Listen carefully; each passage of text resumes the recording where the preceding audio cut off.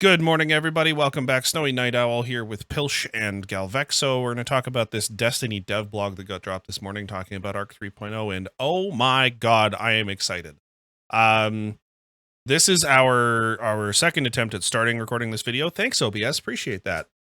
So we, the group of us have kind of been through the first bit of this here already. But holy shit. Yeah, I want to go through kind of this first section really quick, just sort of hit the highlights. The big thing is this sort of gameplay inspiration that they talk about. So Arc is really just go fast and hit stuff, said Sam Dunn, asked about the core fantasy. We call it the whole W subclass. Everything's built around moving forward and enabling aggression and those abilities. And then talking about the prime inspirations is Craig 2. The Jason Statham movie, and you guys have both seen it, I think, right? Yes. Yeah. Okay. So the second I saw that come up, I was like, "Oh my god, this is going to be good." I'm so excited because that movie is so over the top, and that's exactly I think what we wanted from Arc. And they talk about how kind of the idea that they took from it is you have to keep the heart ticking by staying in the fight. You got to keep going, constantly charging it up. And then they talk about design evolved. We strayed a bit from that because it's hard to achieve that in gameplay of Destiny, where you're deleting 75 monsters in a room and then running through a hallway. It's very Destiny kind of 101. And so then we get into the new abilities. So like the other two reworks, there are three prime keywords, I guess, that are kind of the core buffs. The big one is amplified, which increases movement speed, better weapon handling, agility, all that kind of stuff. By default, you become amplified after rapidly defeating targets with arc damage, so unlike invisibility or radiant, you don't have to have an aspect or something equipped in order to get the buff, it's just intrinsic. But aspects and fragments will give you additional ways to become or benefit from being amplified. After sprinting for a few seconds, an amplified guardian will gain another boost in speed. As designer Mike Humboldt put it, basically as fast as we can make our sprint animation go, which is hilarious. I want to see the test footage of them making it faster, and it's just like, full on Sonic the Hedgehog. Imagine full on Metroid Speed Booster mode. Only Samus is now wielding Gallarhorn. God. Even if players no longer amplify, as long as they keep sprinting, the Speed Booster buff will stay active. Speed Booster took a while to get Humboldt on board. It does offer PvE damage resistance. A sizable one apparently enables a super long slide ability, which I think is going to be a ton of fun. And apparently the audio is cool. Hear this audio swell start to come up, and then you're like a jet engine rocketing around the arena. I'm so excited for this. I don't know about you guys. Oh, yeah. So, and then on the debuff side, blind and jolt. So blind we've seen before. It's essentially the same as being hit by blinding grenades. Like a flashbang. Well, yeah, but like if you've ever been hit by a blinding grenade breach loader in PvP, that's the general effect that they're going for. Whiteout screen, HUD removed for a short period of time, ringing audio effect, the whole 9 yards. PvE, blinding grenades, we know what that does. Going to be really good for high-end content, I think. Jolt, I'm actually really interested in. So once the Jolt effect has been applied to an opponent, they periodically send slivers of chain lightning out to nearby enemies, damaging them in the process. So if you can jolt a captain, for example, that has a lot of health, and then the jolt effect, depending on how much damage it does, clears all of the trash around it, that's awesome. Mob density better be coming. I'm hopeful. Last thing to talk about is democratizing ionic traces, which if you go and watch the Meme Beam video, you guys will see during our caretaker kill, Hedgie's talking about the ionic traces from Coldheart, which is the only way prior to this change to get ionic traces if you're not Middle Tree Arc Warlock. But he talks about how fast his super recharges with the ionic traces from Coldheart. So everybody will now have access to ionic traces. When you collect them, it recharges all of your abilities, including your supers. That I think is going to be one of the big focuses for PvP players who are interested in this. Has its uses in PvE, but that's going to be big. And then into the classes. So Hunter, which I know Galvexo and I are both just over the top excited for. they talk about how they want the hunter to feel like a graceful warrior monk, which gives the hunter the ability to get in close quarters quickly and effectively make a mess of their opponents in the process. So Arc Staff Super sticking around, obviously. From the sound of things, Arc Staff is integrating all of the trees where you can block and deflect projectiles with a press of a button, as well as perform the armor dodge, which makes you more resistant to incoming damage. Yeah. And then, as per the wish list, we got a new Super. Oh, I'm so excited. I can't contain myself. Brand new Hunter Super, the Gathering Storm. So we got the spear that we wanted, but not exactly the way that we were expecting. And honestly, I'm pretty okay with it. So, sounds like similar to the Stasis Super. Hunter leaps into the air, hurling their staff into the ground or an unlucky enemy like a spear. Upon impact, the staff emits a damaging burst that jolts nearby enemies. So that's that jolt debuff we mentioned earlier. Soon after, a giant bolt of lightning strikes the staff and overcharges it, creating a large damage zone around it for several seconds. While overcharged, the staff sends out arcs of lightning to damage any enemies that move near it. Oh my god. I'm so excited for this. You guys are... Yeah, it's gonna be spicy, to say the least.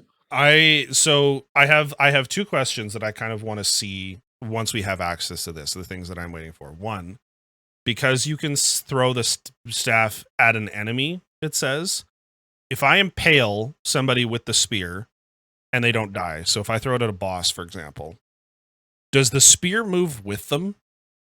Like, does it stick? Or does it just do a bunch of damage on direct impact and then hit the ground? Yeah. Well, I Two- don't think it's a spear. I think it's still the staff, but they're just throwing it into the ground. Yeah, but so same idea. Two, I want to know how big the zone is, because depending on the size, the area control that this offers in something like Trials, if you can get it off, is insane. Like if it's roughly Void Titan size, like the size of the dome, that's going to be stupid. Just ridiculous amount of area control. So, like you said earlier, sorry, I was doing something, but like you said earlier, I want to know whether you throw that spear and then like dive down with it, or throw the spear and then just like fall to the ground. It doesn't sound like you follow it. Because like it says you hurl the staff like a spear. So I would assume, again, similar to the Stasis Super, because that's kind of our experience with leap, throw, fall. Mm-hmm. Yeah. Right? Mm-hmm. So all right. That's the whole thing. And then they talk about melees. We're keeping combination blow, which is good. Arguably the best hunter arc melee as of right now. So Liar's Handshake's still gonna have its place. Yeah, it'll have a use. Disorienting blow, which blinds and then amplifies the hunter. So nothing new in that space. Arc aspects for the hunter. So flow state, defeating a jolted opponent causes you to become amplified. When amplified, the dodge recharges faster, makes you more resistant to damage, and you have quicker reload times. Have a feeling that one's just going to be default no matter what build you're doing. Yeah. Tempest Strike allows the hunter to perform a sliding melee that launches an arc wave along the ground, dealing significant damage and jolting enemies in his path. Because this is now a aspect and not a melee, I'm probably going to be running this. Because I love the Tempest Strike melee, but being able to have this along with combination blow is going to be huge. So that's going to be a ton of fun. And particularly if you have like the amplified slide, so you can slide really far and then whoosh, away it goes. Like that's going to be cool. And then for people that like the spinny staff, lethal current. After dodging, the hunter's melee lunge range is increased and their next melee attack jolts the target, creates a damaging lightning aftershock. When used with the arc staff super, after dodging, the hunter's next staff light attack hits twice. In addition, hitting a jolted enemy with a melee attack will blind them. So that has some interesting combination usage. So that's what I'm gonna use, because me as a player, I use a lot of what is it like a lot of dodging, just because I really enjoy like I really enjoyed what was it, Dragon Shadow, and so the fact that I can't use it anymore kind of sucks because marksman dodge got completely gutted. So or not marksman, gambler's dodge.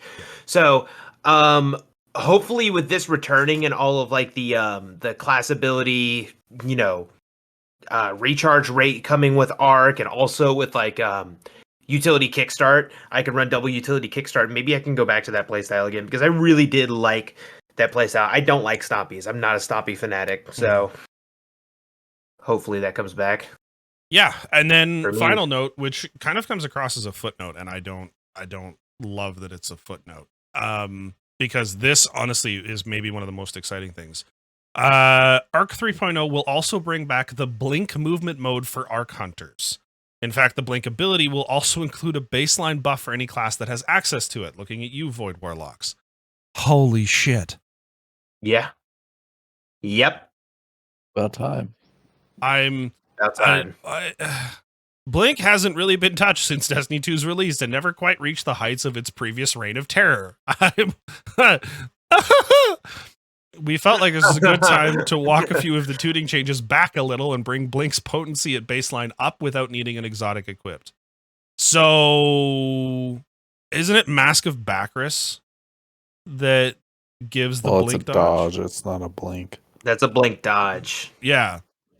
But so, is there going to be an interaction if you have blink jump and Mask of Bacchus? Can you blink in midair? Because Warlock mobility with those two on is going to be stupid. You mean Hunter? Or sorry, Hunter, yes. I'm reading Warlock at the bottom of the screen. I'm talking and reading at the same time. I shouldn't do that. But yeah, and then, sorry, Pilch, I think you had a point around the sort of after the aspects. The aspects? Maybe not. I thought I heard you start talking. Okay. I like the aspects. I'm gonna run flow state, and I don't like the arc wave along the ground unless it's like really useful. I'm not gonna use it. I'm just not gonna use Tempest Strike. I like lethal current. I like flow state a lot. I like the way that reads. So I will be on both of them. I'm not planning on ever using the arc staff. I will stick with Gathering Storm, I think, by and large. And I think the combination of Tempest Strike, Gathering Storm, and Flow State, where you can literally just build around jolting everything you see, and then if Tempest Strike does decent damage. Because again, Tempest Strike doesn't override your melee. It's an additional, it's kind of like the slide attack for Solar Titan. Where it's a nice thing to have, and if you can get it off, in particular in PvP, it just does a shitload of damage. But I think we had it in the old arc too. Yeah, well, but that it was a melee option in the old arc Hunter, and so now that it's untied from overriding my melee, I am stupidly excited for that. Going back to the blink, in practical terms, that means an increased travel distance and a reworked recharge model for the ability that will keep it fresh while still maintaining its effectiveness. So we'll see how that turns out. I honestly, I'm kind of sold on the Hunter gameplay fantasy. I'm very excited about it. The blink is probably it's honestly like, I think what I'm most excited for Hunter, because the rest of it doesn't really appeal to me all that much. I mean, and you're not a Hunter main, so that tracks. Like, it's not, I don't think there's anything here that's going to bring people who aren't Hunters to Hunter. I think there's going to be people who want to be Arc Hunters that are like, oh my god, finally. I don't know. From what I'm reading, obviously it's probably going to play different than what I'm reading, but it feels like it's just the old arc with, you can throw it instead of having a staff. And then they have a couple shiny things attached. Like the damage zone around it, we need to see how big that is, right, on the new super. I think the new super is the game changer, honestly, and the blink improvements and et cetera, et cetera, et cetera. So I'm a little upset they didn't bring like another one in where it's like a ranged one, because every other class has, like, I get they were talking about they wanted to be like close ranged, but Gathering Storm is ranged. It's, you throw it, you don't stab people with it. Like, you jump, you throw the staff. Yeah. So, It'll obviously take a bit of playing with. I think it's going to be really good. I'm very excited. Warlock. This is going to be fun. I love their opening line for this section. Player fantasies don't come any more vivid than what the team had in mind for Arc 3.0 Warlocks. 2 separate images were top of mind. The, quote, Lightning Shaman and Emperor Palpatine in full Lightning Fingers mode while turning Luke Skywalker into burnt toast. That's incredible. Same 2 supers available. Chaos Reach, which is a concentrated beam of arc energy out of their hands to decimate opponents. And Storm Trance, which is more akin to the image of Palpatine floating around the world firing electricity from their fingers. Storm Trance combines both the landfall behavior from bottom tree arc, which is the shockwave underneath, and the ionic blink behavior from top tree, which allows you to teleport briefly during the super. I think new Storm Trance is going to be insanely strong. Just especially in PvP. Yeah, like the ability to blink around a corner with the Palpatine damage underneath you. You get on top of somebody and you zap them. Like, holy shit. And I remember it being a really low cooldown. It is. It's relatively low. Yeah, for sure. 2 melees available. The ball lightning melee, which was existing. You throw a ball of arc energy that then detonates and zaps down from above. So kind of like the Deathbringer rocket. Very good, again, in PvP. If you've got somebody that you've got low who's then hiding behind cover, you throw the melee over top, and like you can throw it over Titan barricades and stuff and do damage behind, which is cool. I wonder if it works from like to the side or like just in a general vicinity. I wonder if it has to be from... If I remember right, I think it's a cone downwards. So, okay. Like, I don't think it goes straight down. I'm pretty sure it's a vertical cone. But again, we'll have to see what it looks like in 3.0 world. And then Chain Lightning will send out arcs of lightning to strike and jolt the primary target and chain damage to surrounding enemies in the process. So PvE area clear, that's going to be pretty damn strong, I think. Yeah. The Warlock's whole thing is it being amplified modifies their abilities, it powers them up. For Ball Lightning, if you're amplified, the arc ball will fly out and zap enemies 3 times instead of just the normal 1 time. Insane. For Chain Lightning, it chains to more targets. So that's... Chain Lightning is probably the one I'm going to use. Oh, yeah. Yeah, so when you're amplified, it actually creates 2 sets of chains and can potentially jump to twice the number of enemies. That's stupid. Arc Warlock is going to feel really damn good. Yeah, I think it is. Warlock is going to feel good. I like how they put everything from top and bottom tree into intrinsic Palpatine. And that's what I liked about Hunter. So they put in Spinny Staff is intrinsic to the super. So as well as the armored dodge. Yep. So yeah, they've done that a lot with the supers where they combine the trees, which I think is it's good. I honestly think like supers should feel powerful. Supers are the power fantasy. Yeah. Warlock aspects, though Arc Soul is back. Casts a rift, create an Arc Soul, assist the player in battle. Allies who pass through the rift also earn an Arc Soul. Rift charges faster when allies are near. While amplified, any Arc Soul you have or gain is supercharged, increasing its rate of fire. Very cool. Lightning Surge. So the Warlock now has a sliding melee option. The Warlock activates their melee while sliding to transform into a ball of lightning and teleport forward, calling down a field of lightning bolts at the exit point that jolts targets. That sounds insane. I just want to see how that looks. I feel like that would just be so cool. The visual on that's going to be crazy. And like, again, I'm trying to think about like hyper aggressive Warlock pushes in PvP using all of these abilities that they have. Like you do a lightning surge into the super, which casts the detonation underneath you for Storm Trance and just pop off.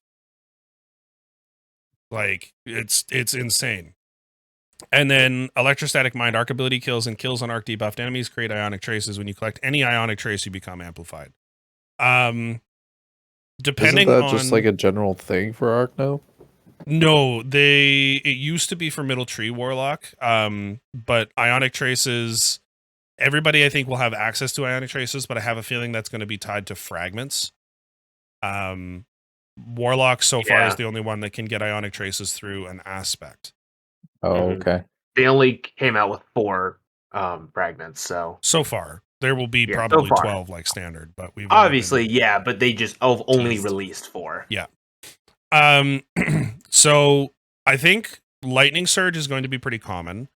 And then whether or not you use Arc Soul or Electrostatic Mind, I think is going to largely depend on how the Arc Soul feels. Because the Arc Soul doesn't feel great on live. So unless it got a buff, I suspect we'll see most Warlocks using Lightning Surge and Electrostatic Mind. Also, I want to Yeah. see how that amplified buff works with with Getaway Artist. Oh, yeah. That could be... Ooh, Lord. Okay. Now we get into I possibly my favorite modification, even though I'm not going to play Titan. I think Arc Titan got the love that it needed in the right ways, because Arc Titan supers generally were okay. And so they kind of get into what they wanted from Arc Titan. So Titans haven't traditionally been known as paragons of mobility, shaking things up. Lead with your fist, bare knuckle brawler, and the freight train. Guess which one Thundercrash is? You don't get to move the Arc Titan, they move you. The Arc Titan's ultimate goal is to punch you in the face, and so a lot of what we did for Arc Titan was to try and figure out how we facilitate fist-to-face contact as much as possible. The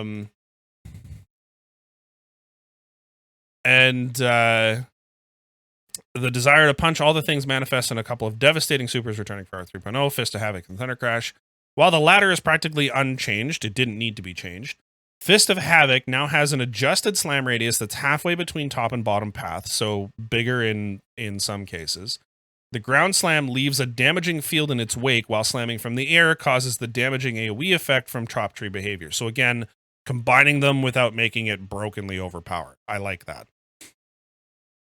And then they talk about one of the things that we had talked about previously that I think is going to be big. In the case of Thunder Crash and other abilities, uncoupling a subclass's abilities from the old subclass Diamond system will result in some substantial buffs depending on how players use it. One of the intrinsic advantages that the subclass 3.0 system brings to Destiny. So Thunder Crash didn't need to be changed because Thunder Crash is just going to get better by virtue of being a participant in Arc 3.0, which we talked about that in last week's TWAB video. That remains true. One of the biggest changes coming to the Arc Titan is the new Thruster class ability. So instead of a barricade, you can get a Thruster. By double tapping a button, the Titan bursts in their throttle direction at speed, performing a quick first-person evade, comparable in distance to a Hunter's dodge. Arc is the damage type that is about mobility, so if we were going to add a mobility boost anywhere for Titans, it was going to be here. I love this.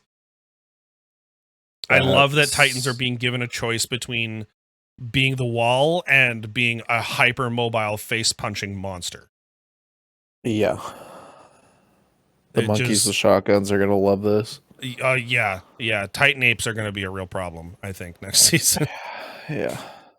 For melee attacks, Titans will retain the Seismic Strike shoulder charge, which blinds enemies. Cool. Performing a Seismic Strike while amplified will increase the radius of the blind, and the blinding effect will last longer. Neat. Ballistic Slam also returns, which is the airborne shoulder charge, but you have a choice if you hate the airborne shoulder charge like I know you do, Pilch. Those returning melees will be joined by a brand new charged attack known as Thunderclap.